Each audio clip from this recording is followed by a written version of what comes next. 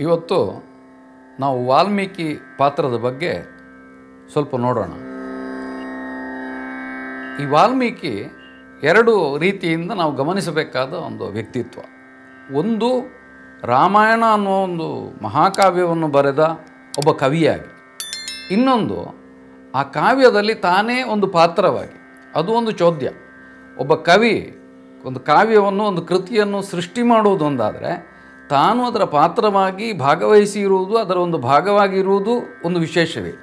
ವಾಲ್ಮೀಕಿಯ ಈ ರಾಮಾಯಣ ಕಾವ್ಯದಲ್ಲಿ ಅವನ ಪಾತ್ರ ಮತ್ತು ಅವನ ಕವಿಯಾಗಿ ಅದರ ಹಿನ್ನೆಲೆಯಲ್ಲಿ ಏನು ಅನ್ನೋದನ್ನು ಸ್ವಲ್ಪ ನಾವು ಗಮನಿಸ್ತಾ ಹೋಗೋಣ. ಮೂಲತಃ ಈ ವಾಲ್ಮೀಕಿ ಅವನು ಒಬ್ಬ ಬೇಡನಾಗಿದ್ದವ, ಒಬ್ಬ ದರೋಡೆಕೋರನಾಗಿದ್ದವ ಅಂತ ಕಥೆ ಬರ್ತದೆ.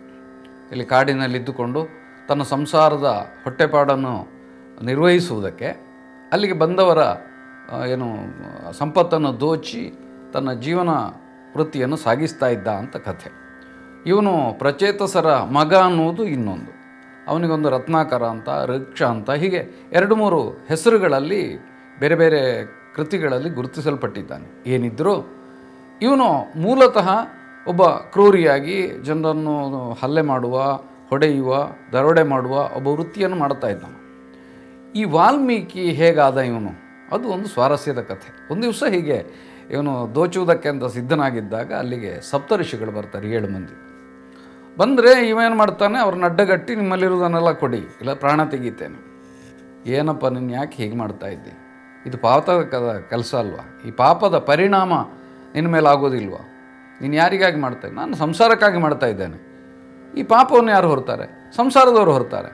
ಇಲ್ಲ, ಸಂಸಾರದವರು ಪಾಪ ಹೊರೋದಿಲ್ಲ, ಕೇಳಿ ಬಾ. ಆಮೇಲೆ ಮನೆಗೆ ಬರ್ತಾನೆ, ಹೆಂಡತಿ ಮಕ್ಕಳ ಹತ್ರ ಕೇಳ್ತಾನೆ, ನಾನು ನಿಮಗೆ ಬೇಕಾಗಿ ಇಷ್ಟೆಲ್ಲ ಪಾತಕದ ಕೆಲಸ ಮಾಡ್ತಾ ಇದ್ದೇನೆ, ಇದರ ಪಾಪ ನನ್ನ ಮೇಲೆ ಮಾತ್ರವೋ ನೀವು ಹಂಚಿಕೊಳ್ತೀರ? ಚಾಚಾ, ನೀವು ತಂದದ್ದನ್ನು ಮಾತ್ರ ನಾವು ಹಂಚಿಕೊಳ್ತೇವೆ, ನಿನ್ನ ಪಾಪ ನಮಗೆ ಸಂಬಂಧ ಇಲ್ಲ ಅಂತ ಹೇಳ್ತಾರೆ. ಅಲ್ಲಿ ಇವನ ಮನಸ್ಸು ಪರಿವರ್ತನೆ ಆಗ್ತದೆ. ನಾನು ಯಾಕಾಗಿ ಇಷ್ಟೆಲ್ಲ ಕ್ರೌರ್ಯವನ್ನು ತೋರಿಸಿದೆ? ಹೋಗಿ ಋಷಿಗಳ ಕಾಲಿಗೆ ಬೀಳ್ತಾನೆ. ಅವರೊಂದು ಮಂತ್ರವನ್ನು ಉಪದೇಶ ಮಾಡ್ತಾರೆ, ರಾಮ ಮಂತ್ರ. ಇದನ್ನು ಜಪಿಸ್ತಾ ಇರು, ಇದರಿಂದ ನಿನಗೆ ನಿನ್ನ ಜೀವನದಲ್ಲಿ ಉತ್ತಮ ಒಂದು ಎತ್ತರವನ್ನು ಅಥವಾ ಒಂದು ಉತ್ತಮಿಕೆಯನ್ನು ಸಾಧಿಸುವುದಕ್ಕೆ ಸಾಧ್ಯ ಆಗ್ತದೆ ಅಂತ ಹೇಳ್ತಾನೆ. ಇವನು ಅಲ್ಲೇ ಕುಳಿತು ಈ ರಾಮ ಮಂತ್ರವನ್ನು ಪಠಿಸ್ತಾ ಹೋಗ್ತಾನೆ.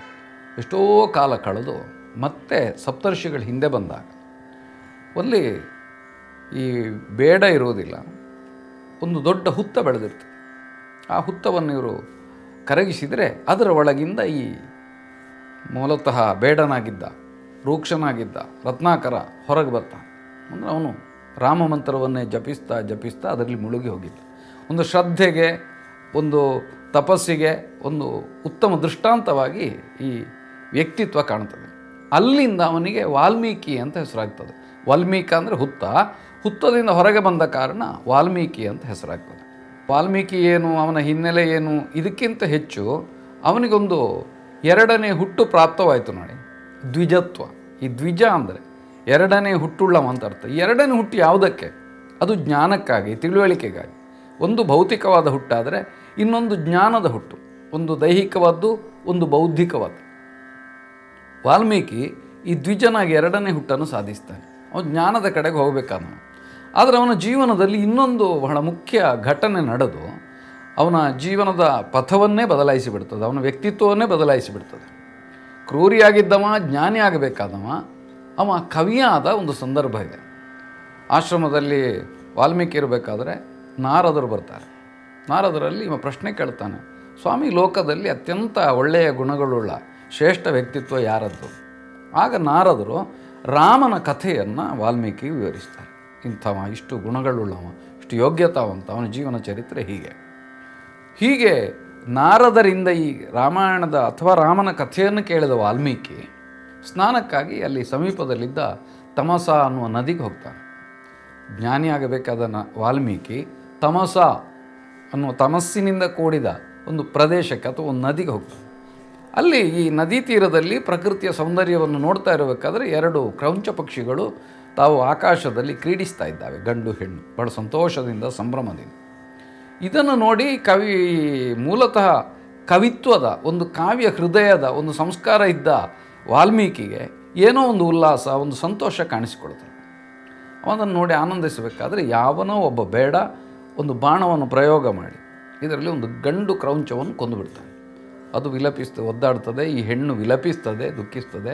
ಇದನ್ನೆಲ್ಲ ನೋಡಿದಾಗ ಇವನ ಮನಸ್ಸು ಕಲ್ಲೋಲವಾಗಿ ಆ ಬೇಡನಿಗೊಂದು ಶಾಪ ಕೊಡ್ತಾನೆ. ಬಹಳ ಪ್ರಸಿದ್ಧವಾದ ವಾಕ್ಯ ಅದು. ಮಾ ನಿಷಾದ ಪ್ರತಿಷ್ಠಾಂ ತ್ವಮಗಮ ಶಾಶ್ವತೀ ಸಮಾಹ, ಈ ಶ್ಲೋಕ. ಇದು ವಾಲ್ಮೀಕಿಯ ಅಂತರಂಗದಲ್ಲಿದ್ದ ಶೋಕ ಒಂದು ಶ್ಲೋಕವಾಗಿ ಹೊಮ್ಮಿದ ವಿಧಾನ. ಅದು ಹೇಳಿದ ಮೇಲೆ ಇವನಿಗೆ ಅನ್ನಿಸ್ತದೆ ತಾನು ಋಷಿ, ತಪಸ್ಸು ಮಾಡಬೇಕಾದವ, ಕ್ರೌರ್ಯವನ್ನು ಬಿಟ್ಟು ನಾನು ಮುನಿಯಾಗಿ ಎಲ್ಲರ ಲೋಕದ ಒಳಿತಿಗಾಗಿ ದುಡಿಬೇಕಾದ ನಾನು ಹೀಗೆ ಯಾಕೆ ಇವನಿಗೆ ಶಾಪ ಕೊಟ್ಟು ಬಿಟ್ಟೆ. ಈ ದುಃಖ ಆಗ್ತದೆ. ದುಃಖಿಸ್ತಾ ಆಶ್ರಮಕ್ಕೆ ಬರ್ತಾನೆ. ಅಲ್ಲಿಗೆ ಬ್ರಹ್ಮದೇವ ಬಂದು, ನೋಡಪ್ಪ, ನಿನ್ನ ಈ ದುಃಖ, ನಿನ್ನ ಈ ಶಾಪ ಇದೆಲ್ಲ ಒಂದು ಅಂಥ ಸಂಬಂಧವುಳ್ಳದ್ದು. ನಿನ್ನ ಶೋಕ ಶ್ಲೋಕ ರೂಪದಿಂದ ಬಂದಿದೆ, ನೀನು ಅದನ್ನೇ ವಿಸ್ತರಿಸಿ ರಾಮ ಕಥೆಯನ್ನು ಕಾವ್ಯವಾಗಿ ಬರೀ ಅಂತ ಬ್ರಹ್ಮದೇವ ಹೇಳ್ತಾನೆ. ವಾಲ್ಮೀಕಿ ಹಾಗೆ ರಾಮಾಯಣ ಕಥನವನ್ನು ಬರೀಲಿಕ್ಕೆ ತೊಡಗ್ತಾನೆ. ಅದು ಯಕ್ಷಗಾನ ಪ್ರಸಂಗ ಮಾನಿಷಾದ ಅಂತ ಬಂದಿದೆ. ಅದರಲ್ಲಿ ಒಂದು ಈ ವಾಲ್ಮೀಕಿಯ ತುಮುಲವನ್ನು ಒಂದು ಪದ್ಯದಲ್ಲಿ ಕವಿ ಹೇಳ್ತಾರೆ. ಪೇಳಲೇನ ವಾಕ್ಯ ತಾಳಿ ಕವಿತೆಯ ರೂಪ ಹೊರಹೊಮ್ಮಿತೈ ಮುಖದಿ. ಅಂದರೆ ತನ್ನ ಶೋಕ ಹೇಗೆ ಶಾಪವಾಕ್ಯವಾಗಿ ಬಂತು.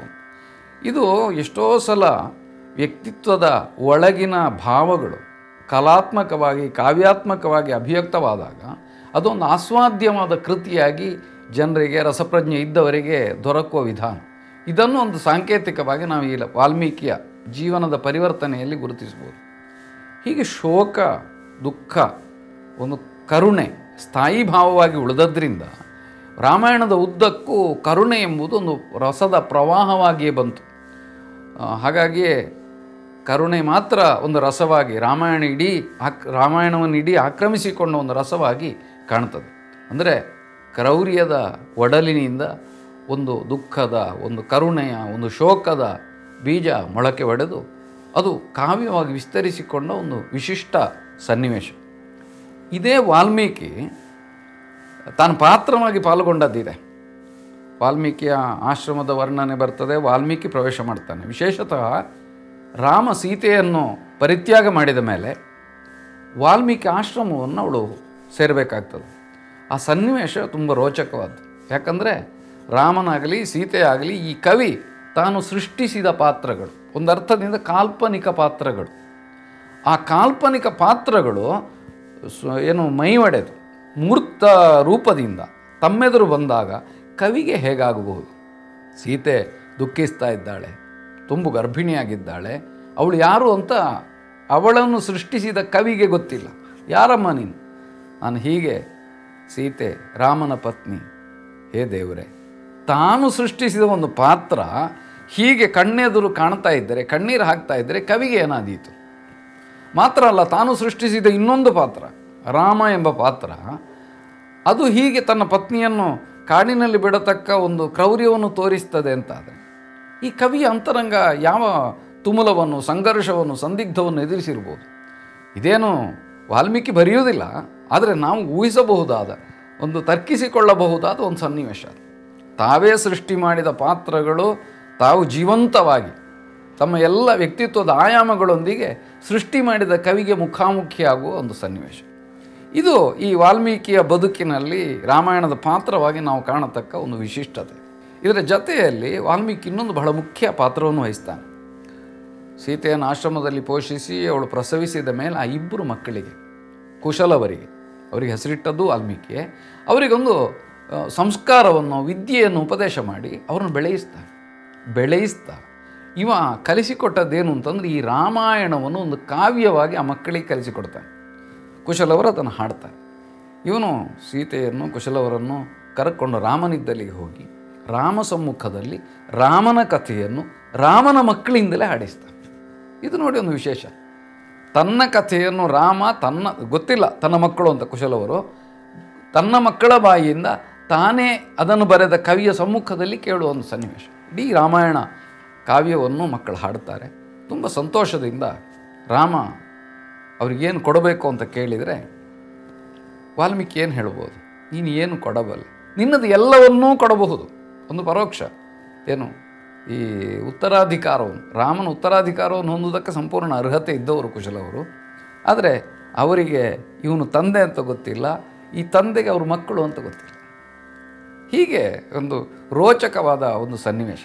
ಮತ್ತು ಇದನ್ನು ಒಂದು ಗಮನಿಸಬೇಕೇನು ಅಂತಂದರೆ, ರಾಮ ತನ್ನ ಎಳವೆಯಲ್ಲಿ ಶಾಸ್ತ್ರವನ್ನು ಚೆನ್ನಾಗಿ ತಿಳಿದ ವಸಿಷ್ಠರಿಂದ ವಿದ್ಯೋಪದೇಶವನ್ನು ಪಡೆದ.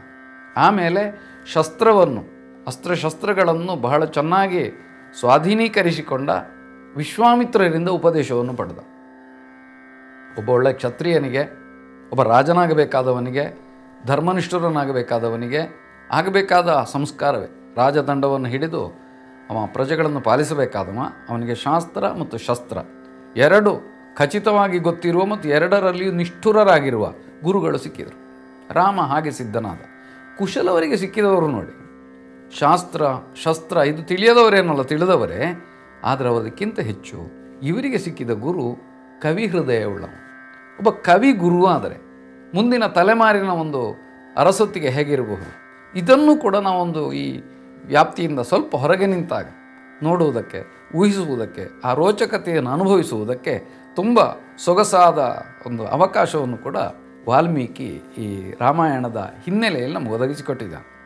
ವಾಲ್ಮೀಕಿಯ ವ್ಯಕ್ತಿತ್ವದ ವಿಭಿನ್ನ ಆಯಾಮಗಳಲ್ಲಿ ನಾವು ಜೀವರಾದವರು, ನಾವು ಮಾನಸಿಕವಾಗಿ ಅನುಭವಿಸತಕ್ಕ ಸಂಗತಿಗಳು ಕೂಡ ಧ್ವನಿಸ್ತಾ ಇವೆ ಅಂತ ನಾವು ಗ್ರಹಿಸಬೇಕು. ಒಂದು ಕ್ರೌರ್ಯ, ಒಂದು ದುಃಖ, ಒಂದು ಕಾವ್ಯಾತ್ಮಕತೆ, ಒಂದು ಜೀವಂತಿಕೆ, ಒಂದು ನಿತ್ಯ ಜೀವನದಲ್ಲಿ ನಾವು ಏನು ಪಾಲ್ಗೊಳ್ಳಬಹುದಾದ, ಒಡನಾಡಬಹುದಾದ ಪಾತ್ರ ವಿಶೇಷಗಳು, ಇದೆಲ್ಲವನ್ನು ಸೇರಿಸಿ ಈ ವಾಲ್ಮೀಕಿ ನಮಗೊಂದು ರಾಮಾಯಣದ ಜತೆಯಲ್ಲಿಯೇ ಇನ್ನೂ ಒಂದು ಜೀವನ ಕಥನವನ್ನು ಕೂಡ ಕಟ್ಟಿಕೊಟ್ಟಿದ್ದಾನೆ ಅಂತ ನಾವು ಊಹಿಸಬೇಕಾಗ್ತದೆ. ಹೀಗೆ ವಾಲ್ಮೀಕಿ ಒಂದು ಆದಿ ಕವಿಯಾಗಿ, ಒಂದೇ ವಾಲ್ಮೀಕಿ ಕೋಕಿಲಂ ಅಂತ ಅವನನ್ನು ಸಂಬೋಧಿಸುವಷ್ಟು ಒಂದು ಕವಿ, ಕಾವ್ಯ ಹೃದಯವುಳ್ಳವ, ಋಷಿ, ಜ್ಞಾನಕ್ಕಿಂತ ಹೆಚ್ಚು, ಶಾಸ್ತ್ರಕ್ಕಿಂತ ಹೆಚ್ಚು ನಮ್ಮ ಹೃದಯಕ್ಕೆ ಸಂಬಂಧಪಟ್ಟ ಹೃದಯ ಸ್ಪಂದಿಯಾದ ಒಂದು ಕಾವ್ಯ ಗುಣವನ್ನು ಹೊಂದಿದ ವಿಶಿಷ್ಟ ವ್ಯಕ್ತಿತ್ವವಾಗಿ ನಾವು ವಾಲ್ಮೀಕಿಯನ್ನು ಗುರುತಿಸಿಕೊಳ್ಳುವುದಕ್ಕೆ ಸಾಧ್ಯ ಆಗ್ತದೆ.